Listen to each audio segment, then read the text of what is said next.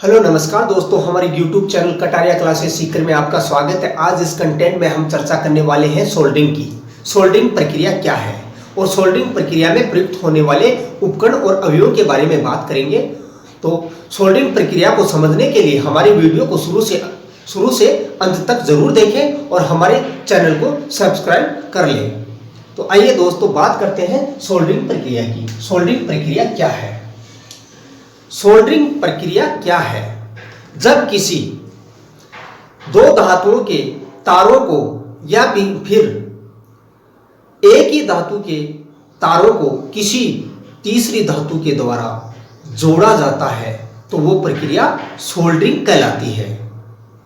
जब किसी एक ही धातु के तार हो या टुकड़े हो या किसी अलग अलग धातु के तार या टुकड़े हो, उनको सोल्डरिंग प्रक्रिया की सहायता से जोड़ा जा सकता है। किसी तीसरी धातु द्वारा जोड़ा जाए तो वो प्रक्रिया क्या कहलाती है? सोल्डरिंग प्रक्रिया कहलाती है।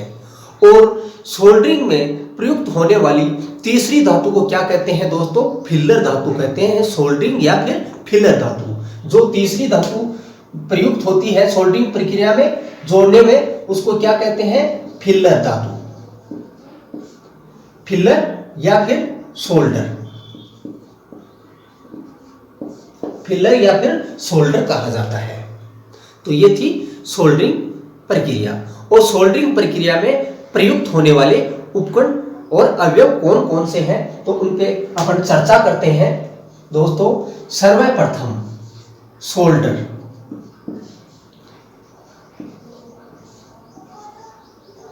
जो तीसरी धातु प्रयुक्त होती है वो कौन सी होती है? सोल्डर। और सोल्डर आमतौर पर किस धातु का बना होता है? टिन और सीसा, टिन और शीशे का बना हुआ होता है। और सोल्डर जो धातु होती है उसका गलनांक जोड़ी जाने वाली धातु से कम होता है। सदैव सोल्डर का गलनांक जोड़ी जाने वाली धातु से कम होगा। तो क्या है? गलनांक जोड़ी जाने वाली धातु से कम होगा, से कम। तो सोल्डर का गलनांक जोड़ी जाने वाली धातु से कम होगा। और सोल्डर भी दो प्रकार के होते हैं। सोल्डर दो प्रकार के होते हैं दोस्तों। एक तो होता है कठोर सोल्डर, कठोर सोल्डर, और दूसरा होता है नरम सोल्डर, नरम सोल्डर। कठोर सोल्डर और नरम सोल्डर। और इसमें कठोर सोल्डर दो प्रकार का होता है। एक तो है स्पेल्टर सोल्डर, स्पेल्टर सोल्डर, और दूसरा है silver solder, silver solder. Spelter solder और सिल्वर सोल्डर, इसमें क्या होता है दोस्तों? कठोर सोल्डर होता है, उसका नरम सोल्डर की तुलना में गलनांक अधिक होता है। नरम सोल्डर की तुलना में कठोर सोल्डर का गलनांक अधिक होता है। और स्पेल्टर सोल्डर में और सिल्वर सोल्डर में क्या होता है? स्पेल्टर सोल्डर का गलनांक सिल्वर सोल्डर की तुलना में अधिक होता है। सिल्वर सोल्डर की तुलना में स्पेल्टर सोल्डर का गलनांक अधिक होता है। और ये कठोर सोल्डर टिन और सीसा के बने होते हैं। और अगला अवयव है दोस्तों फ्लक्स। सोल्डरिंग में कौन सा अवयव काम में आता है? फ्लक्स। बात करते हैं फ्लक्स की।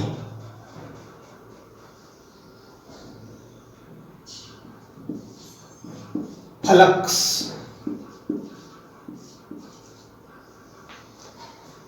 फ्लक्स क्या होता है दोस्तों? फ्लक्स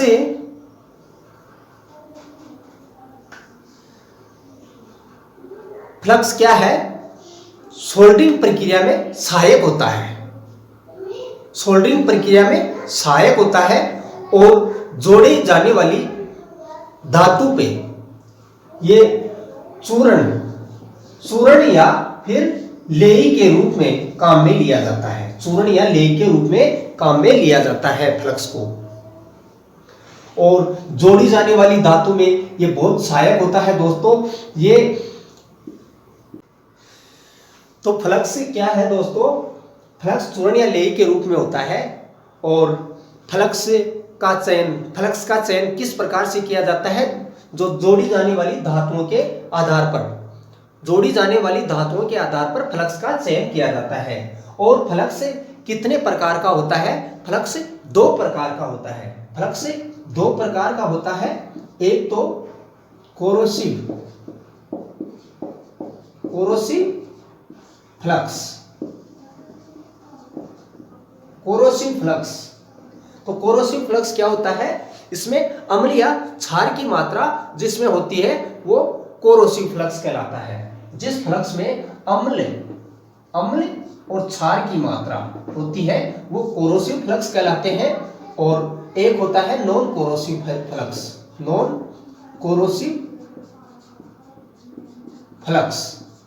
कोरोसिव फ्लक्स कैसे होते हैं दोस्तों, इसमें अम्ल व क्षार की मात्रा नहीं होती है, अम्ल और क्षार की मात्रा नहीं होती है। और इसमें अम्ल एवं क्षार की मात्रा होती है, इसमें नहीं होती है अम्ल और क्षार की मात्रा।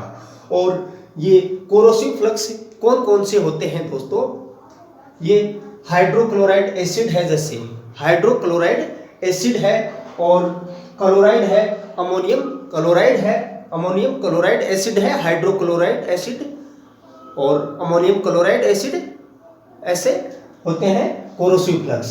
और नॉन कोरोसिव कौन कौन से हैं, जैसे जैतून का तेल है, तारपीन तेल है, जिनमें अम्ल की मात्रा नहीं होती है। और फ्लक्स किस काम में आता है दोस्तों, फ्लक्स जंग लगने से बचाता है, धातु को जंग लगने से बचाता है फ्लक्स, और मजबूत बनाता है, जोड़ को मजबूत बनाता है, और सोल्डरिंग में सहायक होता है, और सोल्डरिंग को पिघलाने में भी सहायता प्रदान करता है फ्लक्स।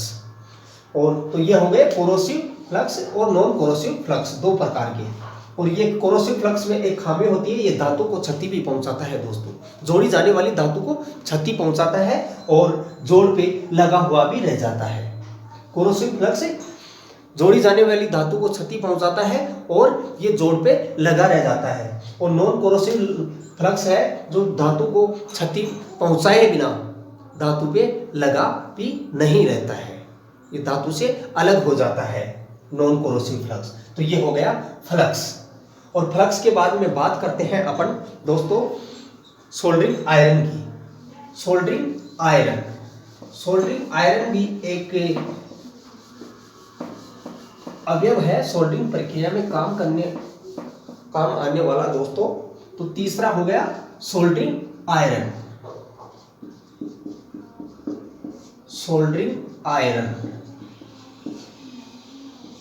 यह उपकरण भी काम में आता है, सोल्डरिंग प्रक्रिया में सहायक होता है सोल्डरिंग आयरन भी।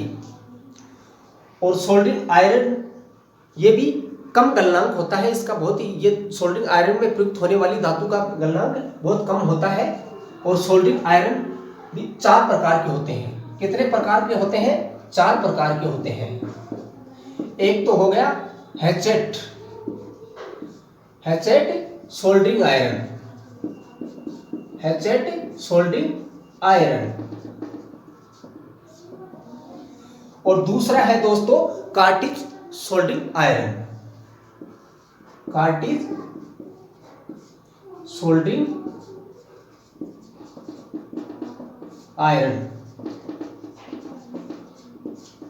और तीसरा है electric soldering iron.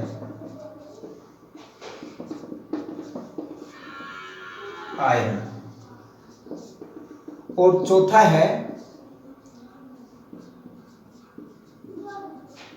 Gas soldering iron.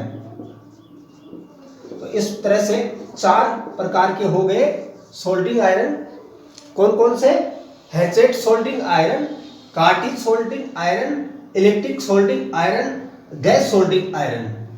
Soldering iron 4 प्रकार के हो गए। तो इस तरह से सोल्डरिंग प्रक्रिया में 3 तरह के अवयव उपकरण होते हैं जो काम में आते हैं। एक तो हो गया सोल्डर, दूसरा हो गया फ्लक्स, तीसरा हो गया सोल्डरिंग आयरन। और सोल्डर कितने प्रकार के होते हैं? सोल्डर 2 प्रकार के होते हैं, कठोर सोल्डर और नर्म सोल्डर। और कठोर सोल्डर 2 प्रकार के होते हैं दोस्तों। कठोर सोल्डर कितने प्रकार के होते हैं? 2 प्रकार के होते हैं। और फ्लक्स 2 प्रकार के होते हैं, corrosive flux, non corrosive flux. जिनमें अम्ल क्षार की मात्रा होती है वो कोरोसिव फ्लक्स होते हैं, और जिनमें अम्ल क्षार की मात्रा नहीं होती है वो नॉन कोरोसिव फ्लक्स होते हैं।